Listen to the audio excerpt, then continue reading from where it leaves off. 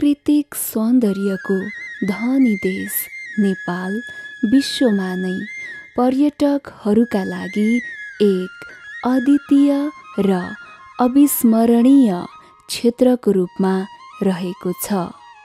नेपाललाई यहाँको भौगोलिक अवस्था, धार्मिक, ऐतिहासिक र हिम श्रृङ्खलाहरूले विश्वभरि चिनाएको छ।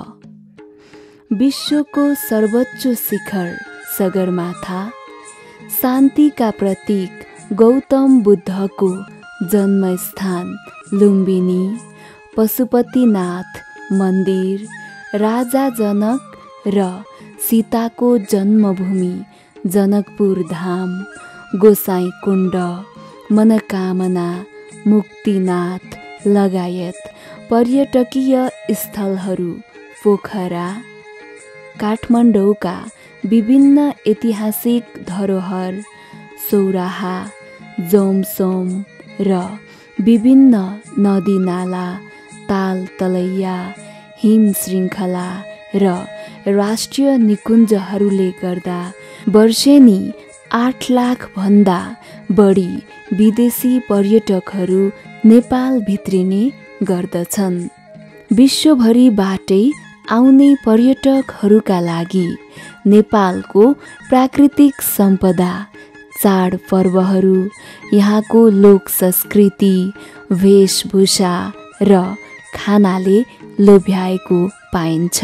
अतिथि देवो भव अर्थात् पाहुना भगवान स्वरूप हुन् भन्ने मान्यतालाई मान्ने नेपालीहरूको व्यवहार, सद्भाव र सहयोगी भावनाले विदेशी पर्यटकहरूलाई नेपाल आउन थप हौसला प्रदान गरेको छ। अब पर्यटकहरूका लागि नयाँ गन्तव्यको रूपमा सुदूरपश्चिमको खप्तर क्षेत्रलाई लिन सकिन्छ। खप्तर राष्ट्रिय निकुञ्जमा पर्ने यो क्षेत्र अछाम, बझाङ, बाजुरा र डार पुग्न सकिन्छ।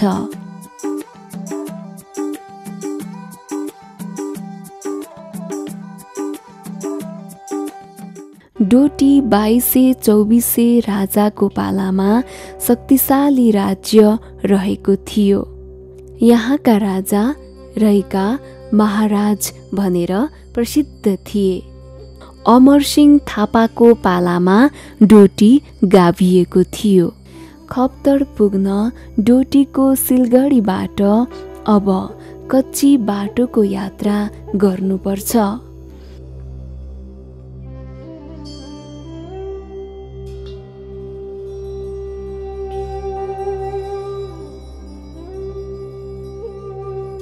यहाँबाट करिब 1 घण्टामा जीपबाट बगलेख पुग्न सकिन्छ।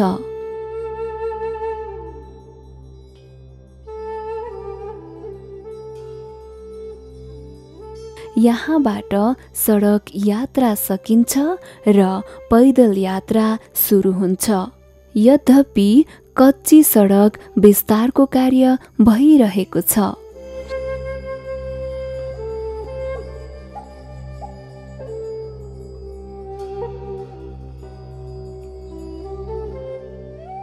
बगलेखबाट 1 घण्टा पैदल यात्रा गरेपछि झिग्राना पुगिन्छ।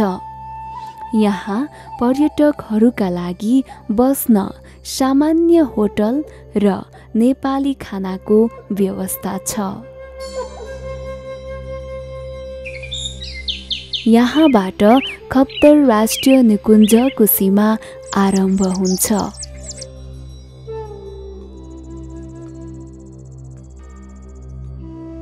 सुदूरपश्चिमाञ्चल विकास क्षेत्रको मध्य पहाडी क्षेत्रमा रहेको खप्तर क्षेत्रलाई नेपाली सेनाले संरक्षण र आवश्यक विकास गरेको छ।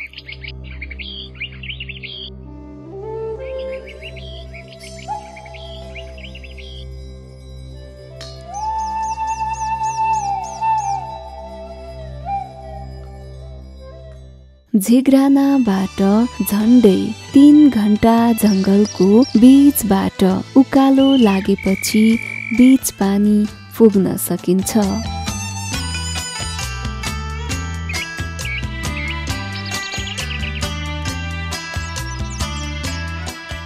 बीच पानीमा पर्यटकहरूको विश्रामको लागि आवश्यक आश्रम, पानी र शौचालयको व्यवस्था गरिएको छ।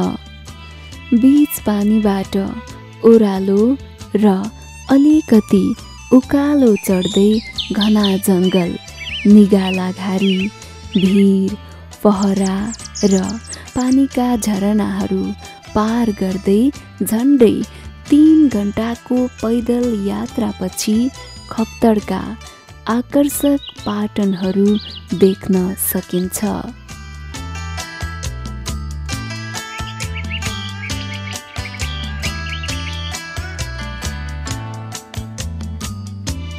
बाटोमा देखिने विभिन्न जात जातिका फलफुलहरू, चराचुरुङ्गी, पुतली र जडीबुटीले पर्यटकहरूलाई हिँडाइले थकान बढेको महसुस हुन दिँदैन। जहाँ पर्यटकहरूले सिजन अनुसार काफल, ऐँसेलु, आरु आदि फलफुल खान पाउँछन्।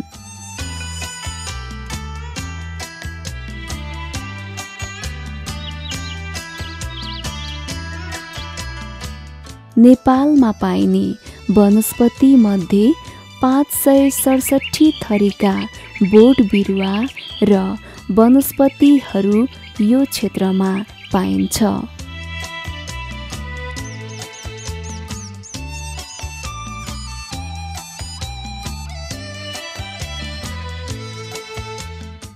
जसमा सबैभन्दा बढी लालीगुराँस, हेमलक, धतुरो, बतुल, निगालो आदि पाइन्छ। यसै गरी यो क्षेत्रमा लङ्गुर, हरिण, भुक्ने हरिण, घोरल, स्याल, चितुवा, जङ्गली कुकुर, भालु, हिमाली कालो भालु लगायतका जङ्गली जनावरहरू पनि पाइन्छ।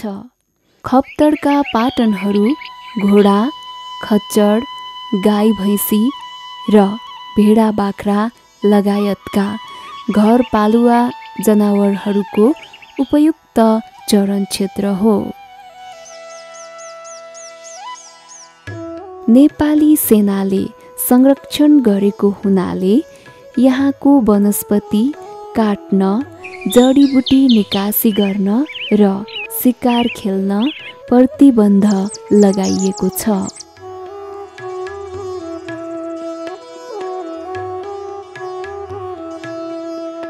समुद्री सतहबाट 3200 देखि 3500 मिटरसम्म उचाइमा रहेको खप्तड क्षेत्रले अछाम, बाजुरा, बझाङ र डोटीका 21वटा गाविस र 95 वडाहरू ढाकेको छ।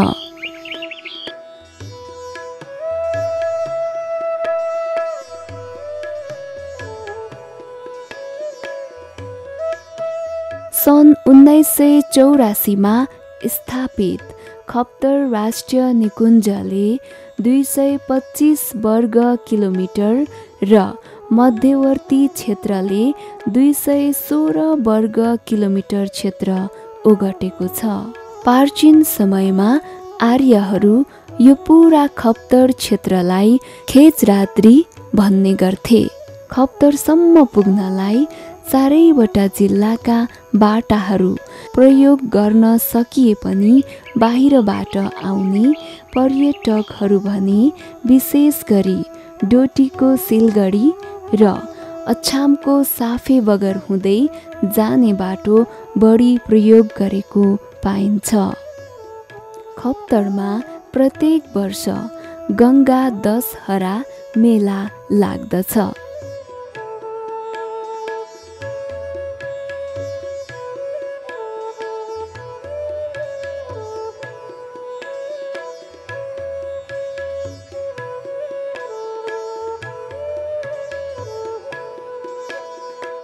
यो मेलामा 4 जिल्लाबाट हजारौंको सङ्ख्यामा स्थानीय महिला, पुरुष, वृद्ध र केटाकेटीहरूले सहभागिता जनाउँछन्।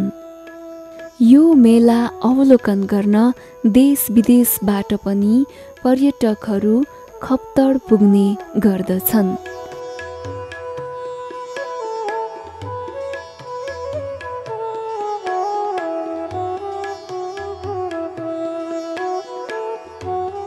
खप्तडको बारेमा देउडा सम्राट नन्दकृष्ण जोशी यसो भन्नुहुन्छ। खप्तड हामी सबैको साझा सम्पत्ति, राष्ट्रको साझा सम्पत्ति खप्तड राष्ट्रिय निकुञ्ज, जहाँ शिवजीको वासस्थान छ, त्रिवेणी छ, पवित्र धार्मिक स्थल छ, सँगसँगै खप्तड स्वामी जसले धेरै कालसम्म तपस्या गर्नुभयो त्यो भूमि, जहाँ 12 बण्ड 18 खण्डको भूभाग हो खप्तड भूमि, जसले हिमाललाई हेरेको छ, हिमालको रैबार ल्याएको छ। त्यो मालादेखि हिमालको रैबारको बीच भागमा रहेको खप्तड भगवान शिवजीले तपस्या गरेको भूमि, खापरमाण्डौबाट खप्तड रहन गएको भन्ने किंवदन्ती पनि रहेको छ। यता शैलेश्वरी भगवतीको शिरमा रहेको, यता सुरमादेवी भगवतीको आँगनमा रहेको, यता वरदा देवीको साथैमा रहेर मालिका भगवतीलाई पनि चुम्बन गरेको खप्तड, आहा हाम्रो जन्मभूमि, हाम्रो कर्मभूमि, हामी सबैलाई ओत दिने भूमि, हामी सबैले नमन गर्नुपर्छ खप्तडलाई। छन्नालाका भैँसी चरिताला जुन किडी खप्तडी पाटना, खप्तडी पाटना, टाढा हाइलायाको डाकोला जुन किडी सौराडी साटना, सौराडी साटना। यहाँ पुग्ने पर्यटकहरूले बस्नको लागि टेन्ट, तिरपाल आदि आफैले लैजानु पर्छ भने स्थानीय नेपाली परिकारहरू भने मेलामा राखिएका अस्थायी होटलहरूमा पाउन सकिन्छ। यो मेलामा विशेष गरी त्रिवेणी मन्दिरको दर्शन, गङ्गाको स्नान, सहस्रलिङ्गको पूजा गरी भक्तजनहरूले आफ्ना मनोकामनाहरू पूरा हुन् भन्दै प्रार्थना गर्छन्।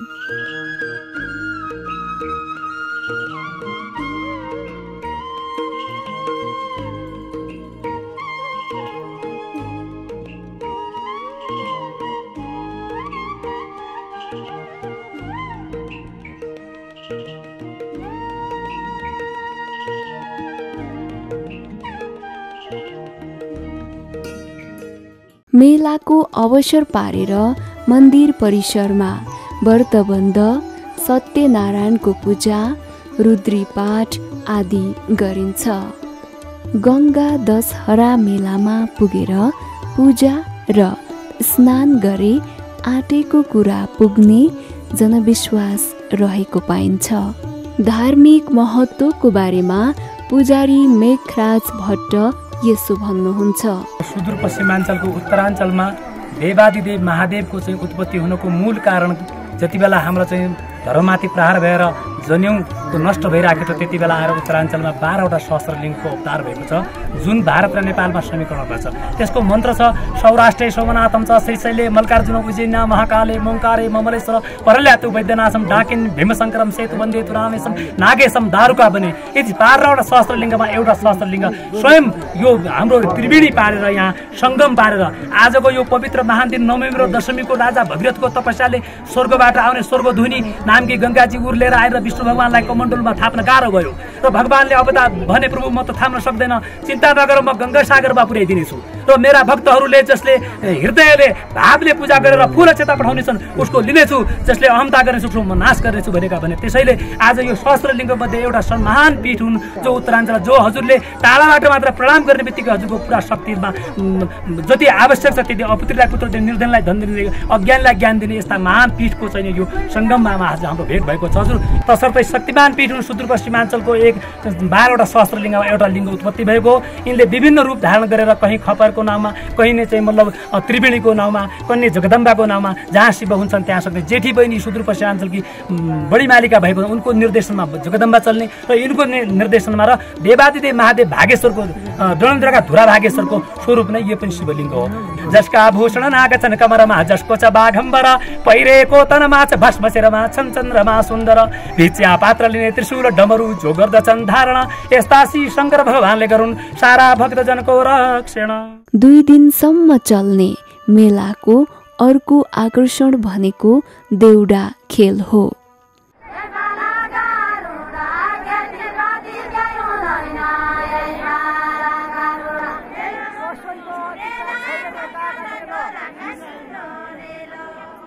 सुदूरपश्चिमको मौलिक वेशभूषामा सजिएका युवा युवती र महिलाहरू दिनभर र रातभर देउडा खेलिरहन्छन्।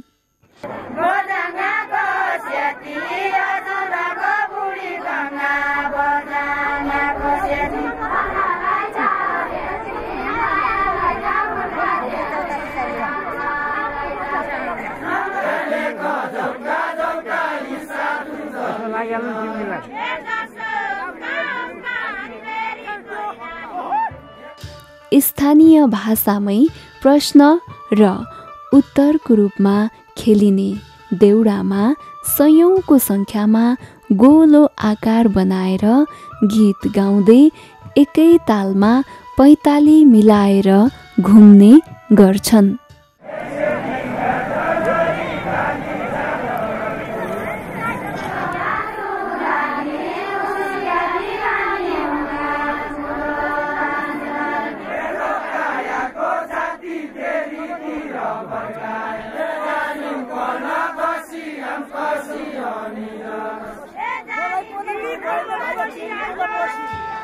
सुदूरपश्चिमको ढुकढुकीको रूपमा रहेको देउडा संस्कृतिलाई यो मेलामा एकदमै उत्साहका साथ प्रस्तुत गरेको हेर्न सकिन्छ।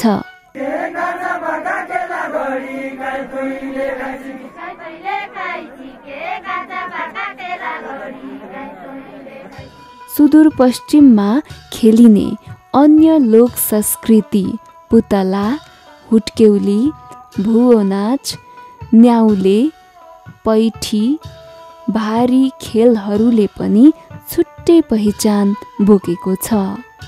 खप्तडमा हरियो चौरले ढाकेका 22 पाटनहरू छन्, जहाँ मालीले मिलाएर बगैँचामा रोपे जस्तै विभिन्न जात जातिका फुलहरू ढकमक्क फुलेको पाइन्छ। खप्तड विकास सम्बन्धमा पूर्व गृहमन्त्री दानबहादुर शाही यसो भन्नुहुन्छ।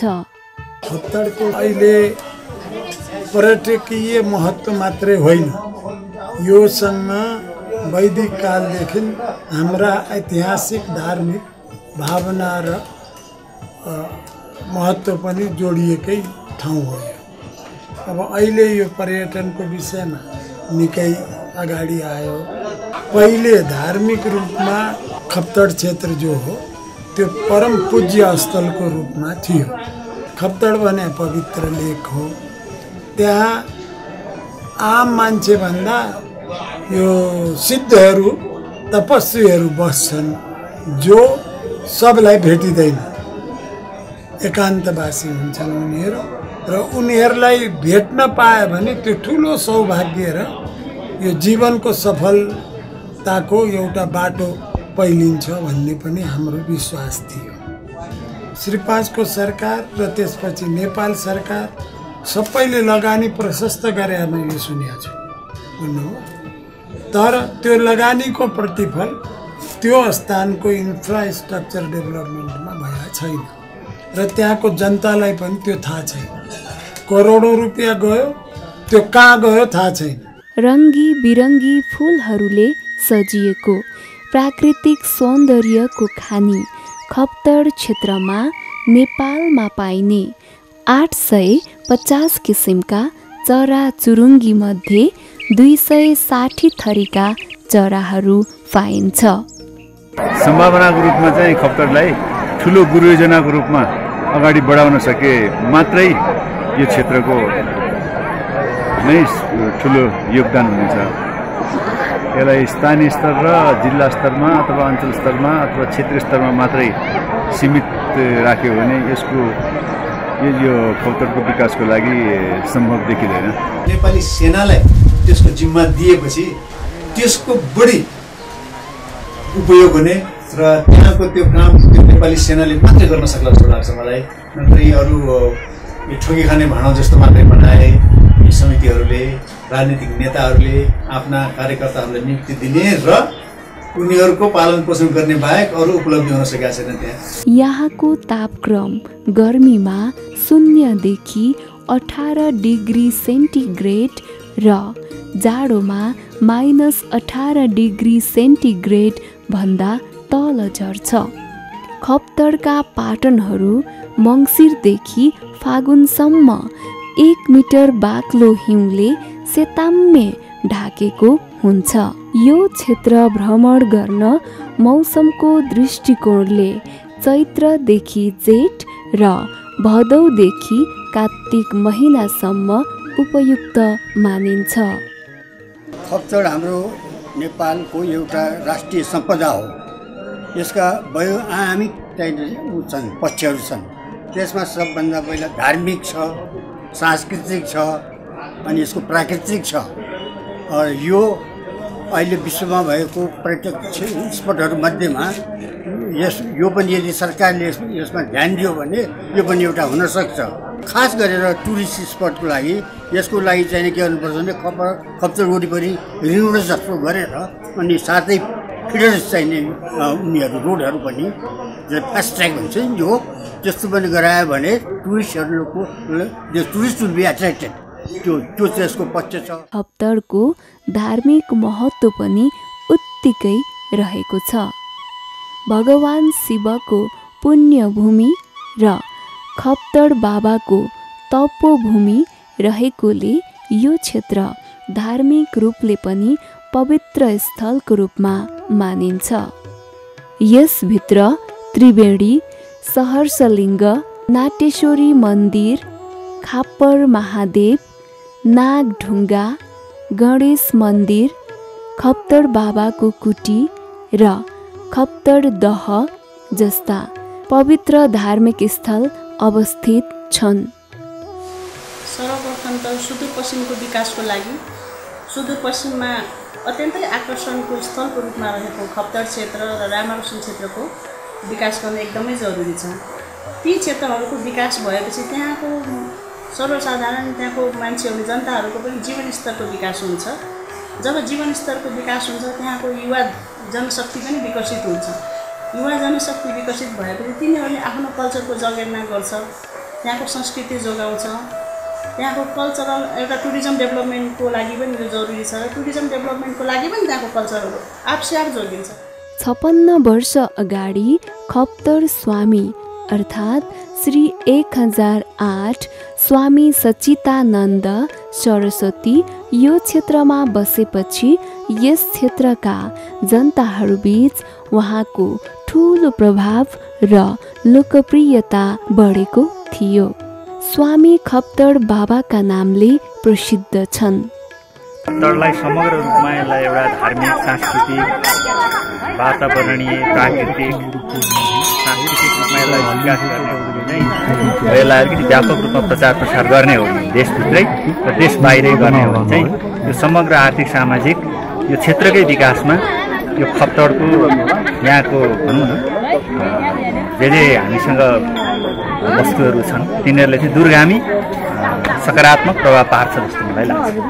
त्यसैले खप्तड क्षेत्रको प्राकृतिक सम्पदा, धार्मिक स्थल, वेशभूषा र यहाँको लोक संस्कृति अध्ययन र अवलोकन गर्न राष्ट्रिय र अन्तर्राष्ट्रिय पर्यटकहरूका लागि खप्तड नयाँ गन्तव्य हुन सक्छ। प्राकृतिक सौन्दर्यको धनी भएर पनि यो क्षेत्र पछाडि परेको स्थानीयवासीहरूको गुनासो छ।